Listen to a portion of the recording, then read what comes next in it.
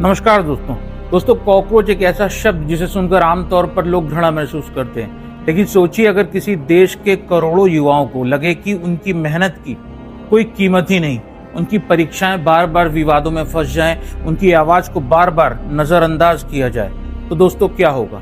शायद वही होगा जो आज भारत में हो रहा है। एक व्यंग्य के रूप में शुरू ही कॉकरोच जनता पार्टी अब सोशल मीडिया से निकलकर सड़कों पर उतरने की तैयारी कर रही है। Hello everyone, I have decided to come back to India. Yes, मैं अपने देश, अपने घर इंडिया वापस आ रहा हूँ एजुकेशन मिनिस्टर धर्मेंद्र प्रधान का रेजिग्नेशन मांगने के लिए। दोस्तों 6 जून जंतर मंतर और हजारों छात्र, युवाओं और समर्थकों के जुटने की अपील। दोस्तों लेकिन सवाल यह है कि क्या यह सिर्फ एक इंटरनेट ट्रेंड है या भारत के युवाओं के गुस्से का विस्फोट? 3 जून को कॉकरोच जनता पार्टी ने अपनी पहली औपचारिक प्रेस कॉन्फ्रेंस की। द क्वेश्चन अबाउट फंडिंग किस चीज के लिए चाहिए? आपने बोला ये पोस्टर 200 रुपए का है। यहाँ पे इतने लोग इकट्ठा हो गए, 1-1 रुपए सब लोग देंगे, 200 रुपए का पोस्टर नहीं बन जाएगा क्या? अगर युवा को रोड पे आना है, जंतर मंतर पहुंचना है, ऑटो लेके 100 रुपए देके नहीं पहुंच सकते क्या?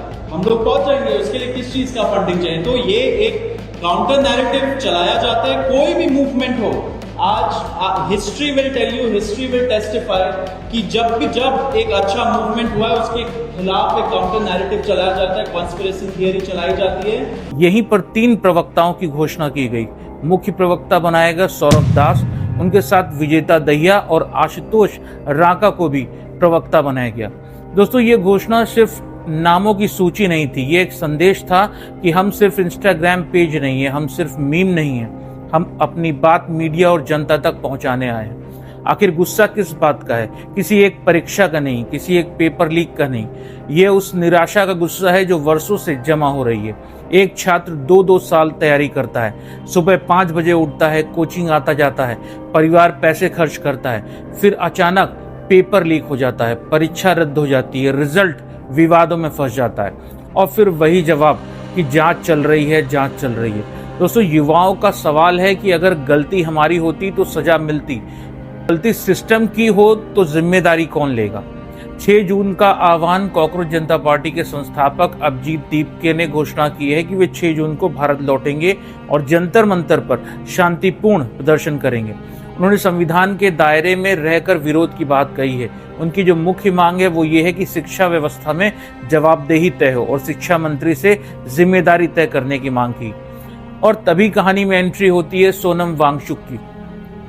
जब ये आंदोलन बढ़ने लगा तब एक नाम सामने आया जिसे पूरा देश जानता है, सोनम वांगचुक। शिक्षा सुधार और सामाजिक मुद्दों पर लंबे समय से काम करने वाले वांगचुक ने कहा कि यदि स्थिति नहीं बदली तो वे 6 जून के प्रदर्शन में शामिल होंगे। उन्होंने कहा कि शिक्षा में सुधार सिर्फ नीतियां बनाने से नहीं होगा, जवाबदेही भी तय करनी पड़ेगी।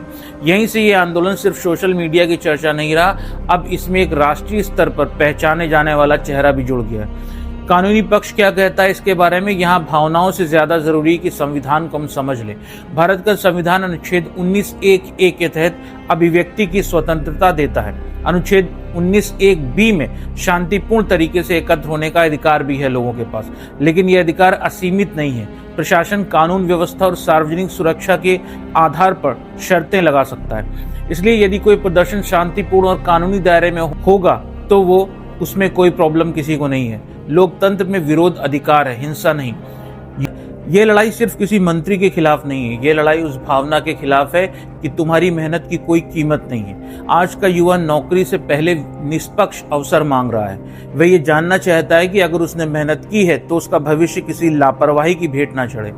क्या ये आंदोलन सफल होगा, यह भविष्य तय करेगा। लेकिन एक बात तो साफ है कि कॉकरोच जनता पार्टी ने एक ऐसी बहस शुरू कर दी है जिसे अब नजरअंदाज करना आसान नहीं होगा, क्योंकि जब लाखों युवा एक ही सवाल पूछने लगे, जवाबदेही कौन लेगा, तो लोकतंत्र को जवाब देना ही पड़ता है।